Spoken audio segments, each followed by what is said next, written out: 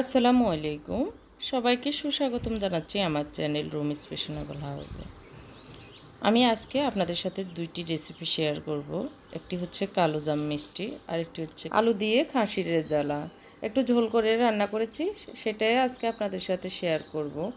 আশা করি আমার আজকের ব্লগটি আপনাদের ভালো লাগবে। শেষ পর্যন্ত দেখার অনুরোধ জানিয়ে শুরু করছি আমার আজকের ব্লগটি।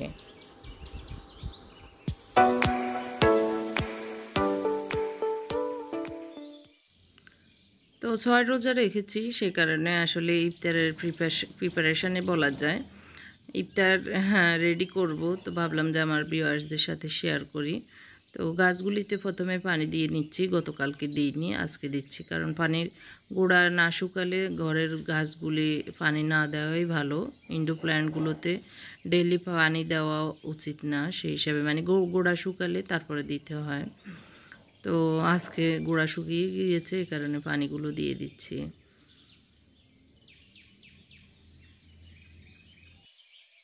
আর একটু পানি পাতায়ও দিচ্ছি স্প্রে করে, কারণ পাতাগুলোই একটু শুকনা শুকনা মনে হচ্ছে, এই কারণে পাতায় পানি খাওয়ানো আর কি।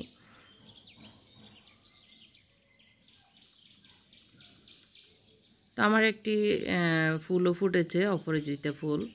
তো সেটাও একটু দেখে নিলাম বসে কতক্ষণ।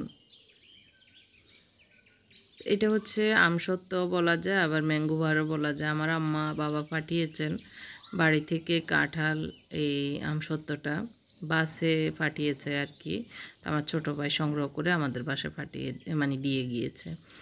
তো এখন আমি খাসির মাংস রান্না করব, সে কারণে আসলে বিকেলে প্রিপারেশানটা করতেছি দুপুরের পরে। তো এখানে ১ কেজি সোয়া কেজি হবে মাংস, ৮০০ আর কি। তো আমি ১ টেবিল চামচ রসুন দিয়েছি, ১ টেবিল চামচ থেকে কম দিয়েছি রসুন, আর ১ টেবিল চামচ দিয়েছি আদা, দিয়ে দিয়েছি জিরা পাউডার, ধনিয়া পাউডার ১ টেবিল চামচ করে দিচ্ছি, দিয়ে দিচ্ছি হলুদ। হলুদটা একটু কম দিব, কারণ বেশি হলুদ হলে ছাগলের মাংস কড়া কালার হয়ে যায়, কারণে দিয়ে দিয়েছি রেড চিলি পাউডার, পরিমাণ মতো লবণ।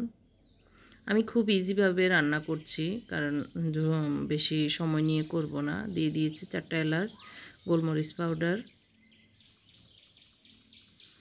২টে দারচিনি, তেজপাতা, সব কিছু আসলে একসাথে দিয়ে আমি মেখে নেব।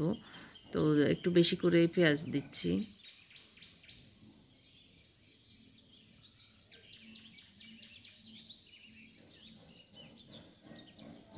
প্রায় ২ কাপের মতো দিয়েছি। এখানে এখানে অনেকগুলো কেটে নিয়েছিলাম। তো আলু দিয়ে যেহেতু রান্না করব, তো আলু দিয়ে দিচ্ছি। এখানে ২টা আলুকে আমি বড় বড় পিস করে কেটে দিয়ে দিয়েছি। এখন আমি সব কিছুকে একসাথে মেখে নেব। আর মেখে আমি একটু ৫-১০ মিনিটের মতো এগুলো এইভাবে ম্যারিনেট করে রেখে দিব। তারপরে আমি প্রেশার কুকারে রান্না করব, কারণ আমার যেহেতু গ্যাস সিলিন্ডার গ্যাস যত বেশি কম ইউজ করা যায় মানে ব্যবহার হয়, আমার গ্যাসটা বাঁচবে। তো আমি এখানে ৪ টেবিল চামচের মতো সরিষার তেল দিয়ে তারপরে গরম করে, তেলটা গরম হওয়ার পরে মাংসগুলো দিয়ে দিচ্ছি। তো আপনারা চাইলে এমনি নর্মাল ফ্যানে বসিয়েও রান্না করতে পারেন, তাহলে একটু সময়টা একটু বেশি লাগবে। আর আমি যেহেতু প্রেশার কুকারে রান্না করছি, সময় বেশি লাগবে না। ৫ মিনিটে আমার প্রেশার কুকারের এক শিশ উঠলে আমি বন্ধ করে দিব। এরপর আর পরে ৫ মিনিট লাগবে, বেশি সময় লাগে না প্রেশার কুকারে রান্না করলে। তো একটু কষানো মানে বলক আসলে আমি ঢাকনাটা আটকিয়ে দিব। তো দেখতে পাচ্ছেন মোটামুটি সেদ্ধ হয়ে আসছে, এই পর্যায়ে আমি বন্ধ করে দিচ্ছি। তো খুব কম সময়ে ঝটপট হয়ে যায়, মাংস যত শক্তই হোক না কেন, আর খাসির মাংস তো একটু নরমই হয়। তো আমার এক শিশ হওয়ার পরে আমি বন্ধ করে দিয়ে মানে রেখে দিয়েছি। এরপরে ঢাকনা যতক্ষণ খুলে না গিয়েছে ততক্ষণ আমি এভাবে রেখে দিয়েছি। এখন ঢাকনা খুলে গিয়েছে, আমি পাতিল চেঞ্জ করে নিচ্ছি। তো এখানে একটু ভুল করে ফেলছি, পাতিলে আমি ভেবেছি প্রথমে তেল দিয়ে বাগার দিব, তো তারপরে ঢালবো, তো ভুলে আমি ঢেলে দিয়েছি। তো এখন আরেকটা কড়াইতে আমি পেঁয়াজ আর আস্ত কিছু রসুন দিয়ে একটু বাগার দিব। তো প্রথমে যেহেতু আমি তেলটা একটু কম দিয়েছি, এখন আমি সয়াবিন তেল দিয়ে একটু বাগার দিয়ে দিচ্ছি। তো বাগারটা মোটামুটি হয়ে গিয়েছে লাল, তো আমি এখন মাংস দিয়ে দিচ্ছি।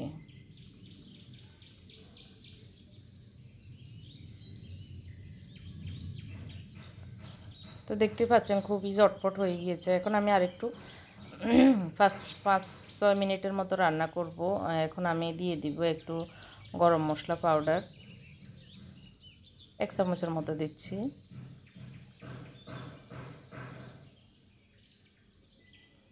দিয়ে দিচ্ছি একটুখানি জয়ত্রী পাউডার আর কি, 1/2 চামচের মতো। এখন দিয়ে দিচ্ছি আধা কাপ টক দই।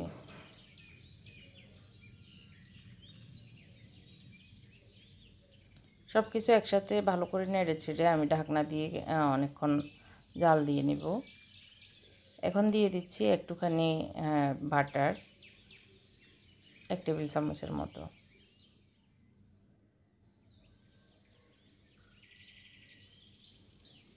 দিয়ে দিচ্ছি একটুখানি কেওড়া জল। অনেক আপু জিজ্ঞেস করেছেন কেওড়া জল কি, এগুলো দোকানে জিজ্ঞেস করলে আপনাকে দিয়ে দিবে, পেয়ে যাবেন কেওড়া জল। আমি এখানে 4-5 ফোঁটা দিব, বেশি না, বেশি দিলে বেশি গন্ধ হয়ে যাবে। অল্প একটু দেওয়া, একটু শাহি ভাব আসার জন্য, মানে একটু অন্যরকম একটা টেস্ট আসবে, গ্রান আসবে, স্মেল আসবে, এই কারণে। তো আরেকটু পানিটা একটু শুকালে 5-6 মিনিট পরে আমি চুলাটা বন্ধ করে দিব। দিয়ে দিয়েছি লাস্টে কয়েক পিস লাল সবুজ কাঁচামরিচ। একটা প্রশ্ন ছিল, এই শাওয়াল মাসের রোজা কি বাচ্চারা রাখতে পারবে? জি, বাচ্চারাও রাখতে পারবে। বাচ্চারা যদি সানন্দ বোধ করে, এটা তো নফল রোজা, যে কেউ রাখতে পারে। আর বাচ্চারা যদি পারিবারিকভাবে সবাই মিলে রাখে তাহলে আরও ভালো। বাচ্চারাও আস্তে আস্তে অভ্যস্ত হলো, স্বভাব পাবে, বাচ্চারা বাচ্চাদেরটা পাবে। মা বাবা যদি তাদেরকে উৎসাহিত করে তাহলে মা বাবাও এটার জন্য স্বভাব পাবে। আরেকটা প্রশ্ন, সেটা হচ্ছে মহিলারা কিভাবে জাকাত দিবে? মহিলাদের জাকাত কতটুকু হবে? মহিলাদের জাকাতের বিষয় তো এই সংক্ষিপ্তভাবে কিছু বলা যাবে না। এটা মহিলাদের স্বর্ণ গয়নার জাকাত, বিশেষ করে এগুলোর মশালা আছে, বইতে পড়ে নেওয়া ভালো, এবং অথবা ইয়েতে এখন অনলাইনে চার্জ দিলে পাওয়া যায়। এটা অনলাইনে চার্জ দিলেও পাওয়া যাবে কীভাবে জাকাত। আর বিশেষ করে মিজানুর রহমান আজহারি এবারে তার যে লাইভ অনুষ্ঠান করেছে সেখানে বিস্তারিত বলেছে। এটা এখন এই আসসালামু আলাইকুম, মনে ভালো আছো? তো মাংসটা হয়ে গিয়েছে, আমি নামিয়ে রেখে দিয়েছি। এখন আমি একটু মিষ্টি বানাবো, সে কারণে এখানে 2 কাপ পানি দিয়েছি, 2 কাপ চিনি দিয়ে দিচ্ছি। খুবই সহজ পদ্ধতিতে আসলে ঝটফট এই মিষ্টিটা বানানো যায়। মেহমান আসলে বসিয়ে আমরা বানিয়ে আবার মেহমানদারিও করতে পারবো, এরকম ইজি। তো এখানে আমি দুধ নিয়েছি 1 কাপ পাউডার দুধ, আর ময়দা দিয়েছি আধা কাপ। আর এই 1 কাপ ময়দা দিয়ে অনেকগুলো 1 কেজির উপরে মিষ্টি হয়। দিয়ে দিচ্ছি 1/4 কাপ সুজি। দিয়ে দিচ্ছি হাফ চামচ বেকিং পাউডার। বেকিং পাউডার আসলে বেশিও দেওয়া যাবে না, আবার কমও দেওয়া যাবে না, কারণ কম দিলে ফুলবে না, আবার বেশি দিলে ফুলে ফেটে যাবে, খুলে যাবে। সেই হিসাবে বেকিং পাউডারটা একটা নিয়মেই দিতে হবে। একটি ডিম ভেঙে আরেকটি পাত্রে আমি সব ভিজা উপকরণগুলো নিয়ে নিচ্ছি। শুকনো উপকরণগুলো দেখতে পেয়েছেন, মেখে রেখে দিয়েছি একটু নেড়ে চেড়ে। 2 টেবিল চামচ দিয়ে দিচ্ছি ঘি। ঘিটা অবশ্যই দিতে হবে, যে কোনো ব্র্যান্ডের ঘি দিলেই হবে। দিয়ে দিচ্ছি 2 টেবিল চামচ নর্মাল যে তেলগুলো সেইগুলো।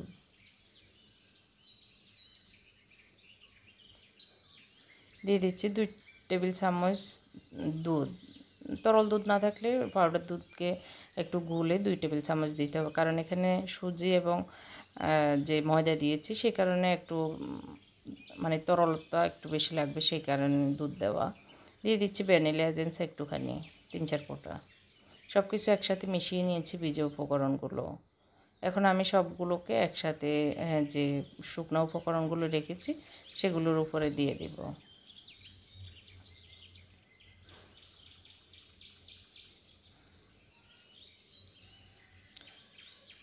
তো আমি সবগুলোই দিয়ে দিয়েছি। আপনাদের যদি বেশি শক্ত হয়ে যায় তাহলে আরেকটু দুধ দিয়ে একদম নরম করে নিতে হবে ডোটা। বেশি শক্ত করা যাবে না, ডোটা যেন সফট একদম আঠালো থাকে আর কি। তো তখনই মিষ্টি ভালো হয়। তো আমি একটু 10 মিনিটের জন্য সব কিছু মেখে রেস্টে রেখে দিয়েছি। 10 মিনিট পরে আমি এখন মিষ্টিগুলো বানিয়ে নেব। মিষ্টির সাইজটা আপনি আপনার পরিমাণ মতো নেবেন এবং ডিজাইনটাও গোল, লম্বা, চ্যাপ্টা যেভাবে ইচ্ছে সেভাবেই করা যায়। তো আমি আজকে লম্বা লম্বা করে নিচ্ছি, কালো জাম যেভাবে বানায় দোকানে সেই সাইজটাই। তো আমি বানাতে বানাতে ডিমই আছে, একদম দেখতে পাচ্ছেন চুলার আগুনটা কতটুকু কম। তো এই আগুনে আমি সব মিষ্টিগুলো যতটুকু আটবে ততটুকু দিয়ে দিচ্ছি। 2 ধাপে দেওয়া লাগবে, কারণ আমার আজকে মিষ্টি 21টা হয়েছে। এই যে বাকিগুলো রেখে দিচ্ছি আর প্রথমগুলি হচ্ছে। তো দেখতে পাচ্ছেন আস্তে আস্তে ফুলে যাচ্ছে আর খুব সুন্দর একটা কালার আসবে। আর ডিমই আছে, প্রথমে অবশ্যই ডিমই আছে, জাল দিতে হয়। এদিক দিয়ে আপনাদের ভাইকে বললাম একটু কাঁঠালটা খুলে দিতে, কারণ গতকালকে আমারা পাঠিয়েছে, আজকে পেকে গিয়েছে কাঁঠালটা। আর এই কাঁঠালটা অনেক মজা, শক্ত এবং মিষ্টি। আর কোষগুলো দেখতে পেয়েছেন অনেক বড় বড়। আলহামদুলিল্লাহ আমাদের বাড়ির গাছের কাঁঠাল। যারা কাঁঠাল পছন্দ করেন, কাঁঠালের দাওয়াত থাকলো আমার বাসায়, সবাই চলে আসবেন কাঁঠাল খেতে। তো আমি শিরাটাতে লেবু এবং 2টি এলাচ দিয়ে দিচ্ছি। তো শিরাটা মোটামুটি গরম হয়ে গিয়েছে, একটু পরে মানে আগুনটা বাড়িয়ে দিলেই ফুটে উঠবে। তো এদিক দিয়ে আমার মিষ্টিগুলো আমি এখন আগুনটা বাড়িয়ে দিয়েছি। প্রথমে আমি প্রায় 10 মিনিটের মতো ডিমই আছে হালকা ভেজে নিয়েছি, যাতে ভিতরে পর্যন্ত হয়ে যায়। এরপরে একটু লালচে কালার করার জন্য আমি আগুনটা মিডিয়াম মানে হাইতে দিয়ে লাল করে নিচ্ছি। আর আপনাদের কাছে food colour, red food colour থাকলে রেড ফুড কালারটাও দিতে পারেন। আর আমার কাছে নেই, আর আমি এইভাবেই করি, বেশি একটা দরকার হয় না ফুড কালারের। তো এখন শিরাটাও ফুটে উঠেছে, আমি ডিম করে রেখেছিলাম, এরপরে এখন যেগুলো হয়েছে সেগুলো শিরাতে দিয়ে ঢাকনা দিয়ে দিয়েছি। আর বাকিগুলো এখন আমি ভেজে নিচ্ছি সেম প্রসেসে। একদম দেখতে পাচ্ছেন চুলার আগুন দেখাই যাচ্ছে না, এরকম পর্যায়ে আমি প্রথমে ভেজে তারপরে আগুনটা বাড়িয়ে লাল লাল করে নিচ্ছি, মানে কড়া কালার করে নিচ্ছি, যাতে দেখতে কালো জামের মতো মনে হয়। আবার বেশি পুড়েও নেওয়া যাবে না, পোড়া পোড়াও করা যাবে না, একটা লালচে কালার আসলেই দিয়ে দিব। তো আমি সব কিছু দিয়ে 5 মিনিট এভাবে জাল দিয়ে নিচ্ছি। 5 মিনিট পরে মানে একটু বন্ধ করে আরও 10 মিনিট এভাবে রেখে দিলে একদম সফট হয়ে যায়। তো আমরা ইফতারে খাবো, সেই কারণে ঢাকনা দিয়ে এখন রেখে দিচ্ছি আর 5 মিনিট এভাবে জাল দিয়ে নিচ্ছি। তো ওগুলো হতে হতে আমি একটু আলুর পাকোড়া বানাবো। এটা আসলে আমরা বিকেলের নাস্তায় করি। তো আজকে অন্য কিছু আর করছি না, যেহেতু খাসির মাংস দিয়ে পোলাও রান্না করেছি, রাইস কুকারে পোলাওটা হয়েছে। আর একটু ভাতের সাথে মানে রাইসের সাথে পাকোড়াটা খেতে ভালো লাগবে মুসমুসে। তো সব কিছু দিয়ে জাস্ট এখন ভেজে নিচ্ছি। আর এই আলুর পাকোড়াটা আমাদের সবার প্রিয়, আমার ছেলেরা সস দিয়ে খেতে খুব পছন্দ করে। তো আজকে আমি ডিম ছাড়াই করছি, ডিম ছাড়া করলে অনেক মচমচে হয়। গতবার ডিম দিয়ে করেছিলাম, তো ডিম দিয়ে করলে একটু মচমচে কম হয়, যা দেখেছি আর কি। তো আমার সব কিছু হয়ে গিয়েছে, যে গরম আমি ঢেলে নিচ্ছি। এখনও গরম গরম, আপনাদের ভাই আবার গরম মিষ্টি পছন্দ করেন, যে কোনো কিছুই গরম মিষ্টি গরম গরম খেতে পছন্দ করেন। তো দেখতে পেরেছেন অনেক সুন্দর কালোজাম মিষ্টি আমরা ঘরে অল্প উপকরণ দিয়ে, ঘরে থাকা উপকরণ দিয়েই তৈরি করে ফেলতে পারি। আর বেশি সময় লাগে না, জাস্ট এগুলোকে ভেজে শিরাতে দিয়ে দিলেই হয়ে যায়। তো দেখতে পাচ্ছেন অনেকগুলো কাঁঠাল হয়েছে, পুরাটাই খুলে নিয়েছি, বেশি রেখে দিলে আবার শক্ত হয়ে যাবে। তো আপনাদের ভাই বললো খুলে ফেলি, তাহলে বক্সে রেখে দিও ফ্রিজে, তাহলে খেতে ভালো লাগবে শক্ত শক্ত। আর ছেলেরাও শক্ত কাঁঠালই পছন্দ করে। আমাদের সবাই শক্ত কাঁঠাল আমরা পছন্দ করি, কেউ নরম কাঁঠাল পছন্দ করি না। তো আমাদের মানে খাওয়ার উপযুক্ত একটা কাঁঠাল। তো আমি যেগুলো এখন খাওয়া হবে আর বাকিগুলো বক্সে ফ্রিজে ঢাকনা দিয়ে রেখে দিব। তো আমি আমার খাসির মাংসটা এরকম ঝোল রেখেছি, বেশি মানে ঘন করিনি, আপনারা চাইলে এরকম ঘন করে নিতে পারেন। তো আর এমনি অনেক টেস্ট হয়েছে। আমার ছেলেরা ঝোল খায় বেশি, পোলাওর সাথে ঝোল না হলে ওদের ভালো লাগে না, সে কারণে ঝোল ঝোলই রেখেছি আসলে। তো আমাদের ইফতার রেডি, মোটামুটি আজকের ইফতারে এটাই করেছি। আমাদের কালকে রোজা শেষ হবে, হ্যাঁ আজকে ইফতারিতে এটাই করলাম।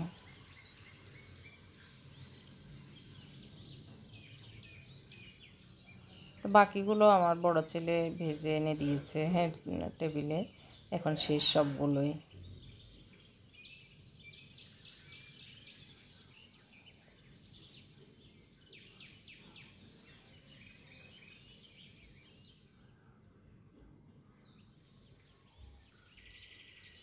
তো আজান দিয়ে দিচ্ছে, আমরা এখন ইফতার মুখে নিব। এই যে মিষ্টিটা কতখানি সফট হয়েছে দেখতেই পাচ্ছেন, আর ভিতরে কোনো দানা নেই। অবশ্যই প্রথমে হালকা বেজে নিতে মানে হালকা আগুনে অনেকক্ষণ বেজে নিতে হবে। যদি তাড়াহুড়ো করে লাল করে ফেলেন তাহলে কিন্তু ভিতরে একটা দানা থেকে যাবে। তো সেক্ষেত্রে বলবো যারাই ট্রাই করবেন অবশ্যই কম আগুনে প্রথমে অনেকক্ষণ সময় নিয়ে প্রায় 10 মিনিটের মতো সময় নিয়ে ভেজে নেবেন। তারপর বাকি লাল করতে চাইলে কড়া আগুন জাল দিয়ে 2-3 মিনিটে লাল করে নিতে পারবেন। তো আল্লাহর শুকর, আলহামদুলিল্লাহ ছেলেরা সব ইফতার খাচ্ছি, আল্লাহ শুক্রিয়া। তো ওরা আমরা রোজা থাকলে আসলে ওরাও বেশি কিছু একটা খায় না, সারাদিনেও রোজার মতোই থাকে, টুকটাকে আর সামান্য কিছু খায়। তো আমি আরেকটু মিষ্টিটা আপনাদেরকে ভেঙে দেখাচ্ছি, আর আমিও একটা খাবো সেই কারণে। তো আশা করি আমার আজকের এই 2টি রেসিপি আপনাদের ভালো লেগেছে, হয়তো ট্রাই করবেন। হ্যাঁ ট্রাই করবেন এই আশা করে আমার আজকের ব্লগটি শেষ করছি। সবাই অনেক ভালো থাকবেন, সুস্থ থাকবেন, হেফাজতে থাকবেন এই দোয়া করি। আর দেখতে পাচ্ছেন মাঝখানে কোনো দানা নেই, খুব সুন্দর সফট একটা মিষ্টি। আল্লাহ হাফেজ, আসসালামু আলাইকুম।